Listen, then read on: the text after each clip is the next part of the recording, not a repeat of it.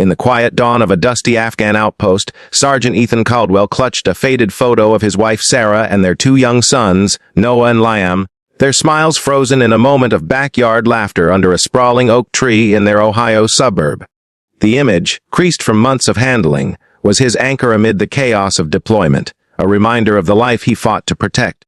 But on this day, as orders came through for his early release due to a minor injury, Ethan's heart raced with a mix of joy and dread. He had to get home in time for Noah's 8th birthday, a promise he'd whispered over crackling video calls. Little did he know the path back would test his resolve and reveal the quiet miracles woven into the fabric of human kindness, leading to a reunion that would mend more than just his weary spirit. Ethan's journey began with a hurried flight from Kabul, his duffel bag slung over a bandaged shoulder, the ache from a shrapnel wound a constant companion. He landed in Frankfurt, Germany, where the airport buzzed with travelers from every corner of the world. Exhausted but determined, he checked his connecting flight to Chicago, only to find it delayed by a mechanical issue.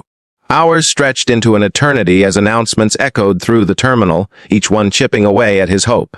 His phone battery dwindled, and with spotty service, he couldn't reach Sarah to warn her. She thought he had weeks left overseas, and the surprise return was meant to be his gift, a beacon after the darkness of separation. But as the delay turned into cancellation, Ethan's stomach knotted. The next available flight was 2 days away, far too late for the birthday. Slumped in a hard plastic chair, Ethan stared at the floor, his uniform drawing sympathetic glances from passersby. He had scraped together just enough for the original ticket, his savings depleted from supporting the family back home. Sarah worked part-time at a local diner while juggling the boys' school and soccer practices, her letters filled with quiet worries about bills and the empty seat at dinner. Ethan felt the weight of it all, the invisible threads pulling him apart. A middle-aged woman named Clara, with salt and pepper hair and a warm Midwestern accent, noticed him while waiting for her own delayed flight.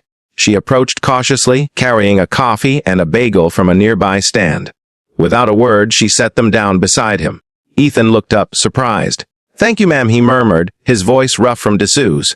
Clara smiled softly. "Looks like you could use it, soldier. I've got a nephew in the Marines. No, that far away look all too well." Their conversation unfolded like a gentle stream, Clara sharing stories of her own family's military history, while Ethan opened up about Sarah's strength and the boys' antics. Noah's birthday wish was simple, to have Dad home for cake and fireworks in the park. As Ethan explained his predicament, Clara's eyes widened. She pulled out her phone, undeterred by the low signal, and began searching for alternatives. No luck with airlines, but she discovered a budget carrier with a flight leaving in hours, if he could get to a different terminal fast. The catch: it cost more than he had left.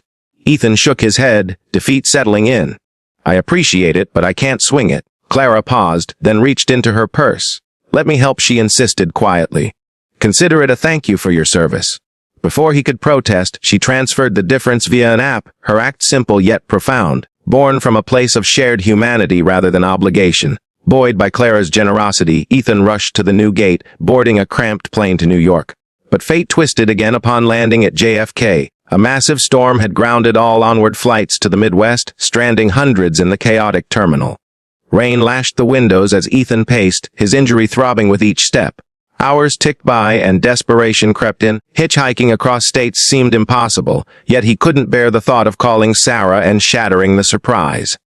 Amid the crowd, he spotted a young couple, Maya and Javier, huddled over a map app. They were college students from Texas, heading home after a European backpacking trip, their faces etched with the same frustration. Ethan struck up a talk while sharing a power outlet.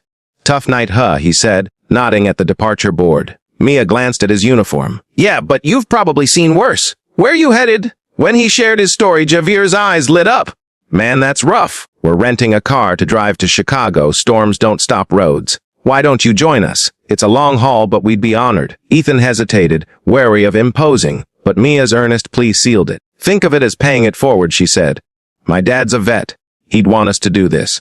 They pooled their snacks and stories during the 12-hour drive, winding through Pennsylvania's hills and Indiana's flatlands.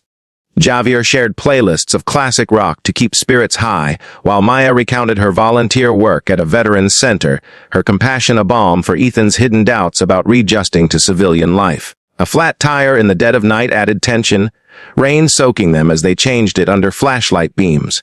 But a passing trucker named Hank pulled over unprompted, his burly frame and toolkit turning the ordeal into a quick fix. "No charge, folks," he grunted, wiping grease from his hands. "Seen too many good people stuck out here." His gruff kindness, offered without fanfare, reminded Ethan that heroes wore many faces, not just uniforms. As dawn broke over familiar Ohio cornfields, Ethan's heart swelled with gratitude. The strangers had become friends, their acts weaving a tapestry of support that carried him home. Maya and Javier dropped him at the edge of his quiet neighborhood, refusing gas money with hugs instead. Ethan slipped through the backyard gate, the oak tree's leaves rustling like a welcome. Inside, Sarah stirred pancakes in the kitchen, unaware, while Noah and Lamb giggled over birthday balloons. He stepped in quietly, his voice breaking the morning hush. "Honey, I'm home." Sarah turned, her spatula clattering to the floor, tears streaming as she rushed into his arms. The boys froze, then erupted in joyful chaos, tackling him in a pile of limbs and laughter. The surprise, amplified by the journey's trials, flooded the room with raw emotion, relief, love, and the profound sense of wholeness after so long apart. In the days that followed, Ethan shared his story with Sarah, honoring Clara, Mia, Javier, and Hank as the unsung architects of their reunion. Their kindness wasn't grand gestures, but quiet choices that bridged gaps in a divided world, proving that even in isolation, connections could spark miracles. The family celebrated not just Noah's birthday, but the enduring power of compassion, a lesson etched into their hearts. If this tale of unexpected heroes and heartfelt returns touched you, remember that kindness ripples far beyond what we see. Hit that like button if it warmed your soul, subscribe to Pure Kindness Stories for more uplifting journeys, and share this with someone who needs a reminder of hope today. Together we can spread the light.